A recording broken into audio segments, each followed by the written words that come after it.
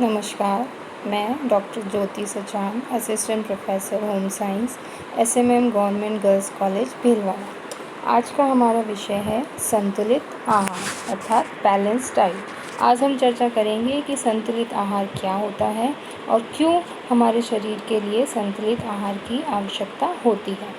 सर्वप्रथम हम इसकी परिभाषा जान लें। संतुलित आहार वह भोजन है जिसमें सभी पौष्टिक तत्व व्यक्ति विशेष की शारीरिक मांग, आयु, वजन एवं क्रियाशीलता और अवस्था आदि के अनुसार उचित मात्रा एवं अनुपात में उपस्थित हो। संतुलित आहार में पर्याप्त मात्रा में कैलोरी, वसा, प्रोटीन, खनिज लवण, विटामिन और जल उपस्थित होना चाहिए। इस आहार में पौष्टिक तत्वों की अधिकता या कमी दोनों ही हमारे स्वास्थ्य के लिए हानिकारक होती है, क्योंकि अगर पौष्टिक तत्वों की कमी हो जाती है तो इससे अनेक प्रकार के पौष्टिक तत्व या पोषण न्यूनता जन्य बीमारियां हो जाती हैं, जैसे रक्त अल्पता, रिकेट्स, नाइट ब्लाइंडनेस, अस्थियों का कमज़ोर होना आदि। अतः संतुलित आहार लिया जाना अत्यंत आवश्यक है। जीवन की हर अवस्था में आहार का संतुलित एवं उचित मात्रा में होना अत्यंत आवश्यक है। शैशवावस्था, बाल्यावस्था या किशोरावस्था निरंतर विकास की अवस्थाएं होती हैं और इनमें शरीर को पर्याप्त मात्रा में पोषक तत्व प्राप्त हों, इसलिए इस अवस्था में भी आहार का संतुलित होना अत्यंत आवश्यक है। और यदि शरीर को आवश्यकता के अनुसार पोषक तत्व उपलब्ध नहीं होते हैं तो व्यक्ति अनेक प्रकार के रोगों से ग्रस्त हो सकता है। अतः हमारे स्वास्थ्य हमारे आहार में संतुलित आहार का होना अत्यंत आवश्यक है। संतुलित आहार में किन किन भोज्य समूहों को सम्मिलित किया गया है उसकी चर्चा हम करते हैं।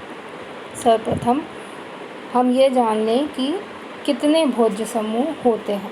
मुख्य रूप से समस्त खाद्य पदार्थों को 5 मुख्य भोज्य समूहों में विभाजित किया गया है। सर्वप्रथम हम अध्ययन कर रहे हैं अनाज समूह, जिसे सीरियल ग्रुप के नाम से जाना जाता है। और यह समूह अर्थात अनाज समूह ऊर्जा का मुख्य स्रोत होता है और प्रतिदिन जो हमें ऊर्जा संपूर्ण अपने खाने से आहार से प्राप्त होती है उसका 70 से 80% भाग हमें इस अनाज समूह से प्राप्त होता है। ऊर्जा के अतिरिक्त इस समूह से प्रोटीन, कैल्शियम, लौह तत्व, इसके अतिरिक्त विटामिन बी कॉम्प्लेक्सेस भी प्राप्त होते हैं, क्योंकि यह इन पोषक तत्वों के अच्छे स्रोत होते हैं। अब हम चर्चा करते हैं कौन से अनाज मुख्य रूप से सेवन किया जाता है। गेहूँ, मक्का, बाजरा, जौ, रागी आदि ऐसे अनाज हैं जिनका प्रमुख रूप से अपने आहार में उपयोग किया जाता है। अनाज समूह के अतिरिक्त मुख्य समूह आती हैं दालें, जिसे पल्सेस और लेग्यूम्स ग्रुप के अंदर रखा जाता है। और दालें प्रोटीन का एक बहुत अच्छा स्रोत होती हैं। विशेषकर शाकाहारी व्यक्तियों के लिए आहार में दालें लेना अत्यंत आवश्यक है, क्योंकि उनके लिए ये प्रोटीन का एक अच्छा स्रोत है। इसके अतिरिक्त जो मांसाहारी व्यक्ति होते हैं उनके पास प्रोटीन के अन्य सोर्स भी उपलब्ध होते हैं। और दालें प्रोटीन के अतिरिक्त कार्बोहाइड्रेट, अदृश्य वसा, विटामिन B12, फॉलिक एसिड, इसके अतिरिक्त कुछ खनिज लवण, कैल्शियम और लौह तत्व के भी अच्छे स्रोत माने जाते हैं। दालें जो मुख्य रूप से उपयोग में ली जाती हैं उनमें है मूंग, चना, मटर, राजमा, उड़द, सोयाबीन। ये सामान्य रूप से काम में ली जाने वाली दालें हैं। इन दालों में भी देखा जाए तो मूंग, चना, मटर आदि में 20 से 25 ग्राम प्रति 100 ग्राम प्रोटीन उपस्थित होता है, परंतु सोयाबीन एक ऐसी दाल है जिसे तिलहन के अंतर्गत भी रखा जाता है और इसमें प्रोटीन की मात्रा अन्य दालों की अपेक्षा दुगने अमाउंट में उपस्थित होती है। जैसे सोयाबीन में प्रोटीन लगभग 40 ग्राम प्रति 100 ग्राम प्रोटीन पाया जाता है। अन्य भोज्य समूह दूध और दूध से बने पदार्थ अर्थात मिल्क एवं मिल्क प्रोडक्ट्स। ये पदार्थ प्रोटीन के बहुत अच्छे सोर्स हैं और इनमें पाई जाने वाली जो प्रोटीन है वो गुड क्वालिटी प्रोटीन कहलाती है। इस प्रकार की प्रोटीन बच्चों के स्वास्थ्य के लिए अत्यंत ही आवश्यक होती है। इसके अतिरिक्त दूध एवं दूध से बने पदार्थ वसा, कैल्शियम, विटामिन B12 और विटामिन A के बहुत अच्छे स्रोत माने जाते हैं। दूध, दही, छाछ, पनीर, मावा आदि ये समूह दूध और दूध से बने पदार्थों के अंतर्गत आते हैं। इसके अतिरिक्त इसी समूह में, क्योंकि यह समूह जो है ये प्रोटीन गुड क्वालिटी प्रोटीन का समूह माना जाता है, अतः इसमें जो शाकाहारी लोग हैं उनके लिए दूध उत्तम स्रोत है। इसके अतिरिक्त जो मांसाहारी व्यक्ति हैं उनके लिए मांस, मछली, अंडा जो खाद्य पदार्थ हैं वे भी इस समूह के अंतर्गत आते हैं, क्योंकि इसमें पाई जाने वाली प्रोटीन एक उच्च गुणवत्ता वाली प्रोटीन होती है। मांस, मछली, अंडा में प्रोटीन के अतिरिक्त वसा, विटामिन B12, आयरन की बहुत अच्छी स्रोत होते हैं। अन्य आगे समूह है फल एवं सब्जियां, फ्रूट्स एंड वेजिटेबल्स का ग्रुप है। फ्रूट्स एंड वेजिटेबल का जो ग्रुप है ये विशेषकर विटामिन और खनिज लवणों से समृद्ध होता है और इसलिए इस समूह को रक्षात्मक भोज्य समूह के अंतर्गत भी रखा जाता है। फलों में beta carotene, vitamin A, vitamin C, रेशे, खनिज लवण आदि पाए जाते हैं और सामान्यतः जो फल काम में लिए जाते हैं या उपयोग किए जाते हैं आम, अमरूद, केला, पपीता आदि फल, मौसमी फलों का उपयोग अधिक मात्रा में किया जाता है। इसके अतिरिक्त सब्जियों में सामान्य सब्जियां, इसके अतिरिक्त हरी पत्तेदार सब्जियां भोजन में काम में ली जानी चाहिए या सम्मिलित किया जाना अत्यंत आवश्यक है। क्यों? क्योंकि हरे पत्तेदार सब्जियां लोह तत्व और कैल्शियम की एक बहुत अच्छी स्रोत होती हैं।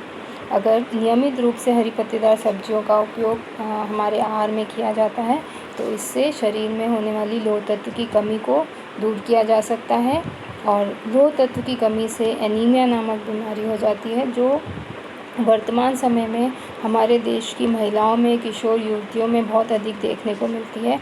अतः भोजन में हरी पत्तेदार सब्जियों का सेवन जरूर करना चाहिए। इसके अंतर्गत पालक, मेथी, चौलाई, सरसों, बथुआ, चने का साग आदि हरे पत्तेदार सब्जियां हैं जिनका उपयोग भोजन में अवश्य ही करना चाहिए।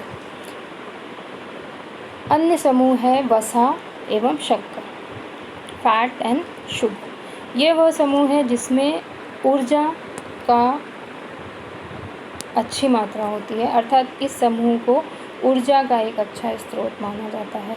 वसा, जो कि 1 ग्राम वसा से 9 किलो कैलोरी ऊर्जा प्राप्त होती है। वसा के अंतर्गत संतृप्त वसा और असंतृप्त वसा दोनों ही प्रकार की वसाएं सम्मिलित हैं।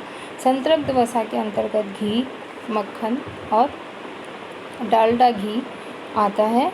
इसके अतिरिक्त असंतृप्त वसाएं जिससे हमें प्राप्त होती हैं वो सभी वनस्पति तेल, मूंगफली का तेल, तिल का तेल, सरसों का तेल आदि इसके अंतर्गत आता है। वसाएं जो हैं वह ऊर्जा की अच्छी स्रोत होती है। इसके अतिरिक्त शक्कर एवं गुड़ इस समूह के अंतर्गत रखा गया है। इसका विशेष कारण भी यही है कि शक्कर और गुड़ मुख्य रूप से कार्बोहाइड्रेट के मुख्य स्रोत हैं और इनसे हमें शरीर को ऊर्जा प्राप्त होती है। तो इस तरह से इन 5 भोज्य समूहों का संतुलित मात्रा में उपयोग किया जाना अत्यंत ही आवश्यक है। प्रत्येक व्यक्ति के लिए संतुलित आहार भिन्न भिन्न होता है। एक व्यक्ति के लिए जो संतुलित आहार बनाया गया है जरूरी नहीं है वह आहार दूसरे व्यक्ति के लिए भी संतुलित हो। इसको हम एक उदाहरण से समझ सकते हैं। जैसे गर्भावस्था में गर्भवती माता को दिया जाने वाला संतुलित आहार एक सामान्य वयस्क महिला के लिए असंतुलित आहार हो सकता है या होता है। यद्यपि हम देखें भोज्य पदार्थ हमने वही सम्मिलित किए थे, सभी 5 भोज्य समूहों में से भोज्य पदार्थों को सम्मिलित किया गया था, परंतु एक विशेष बात को जो ध्यान रखा गया था वो था भोज्य पदार्थों की मात्रा और उनका अनुपात। इन अनुपात में भिन्नता रहती है। अर्थात संतुलित आहार हर व्यक्ति के लिए भिन्न भिन्न होता है। यह आहार व्यक्ति की आयु, वजन, उसकी क्रियाशीलता आदि के आधार पर अलग अलग होता है। तो आज हमने इस बात को जाना कि संतुलित आहार लिया जाना क्यों आवश्यक है। अगले अध्याय में हम अध्ययन करेंगे कि संतुलित आहार को कौन कौन से कारक हैं जो प्रभावित करते हैं। धन्यवाद।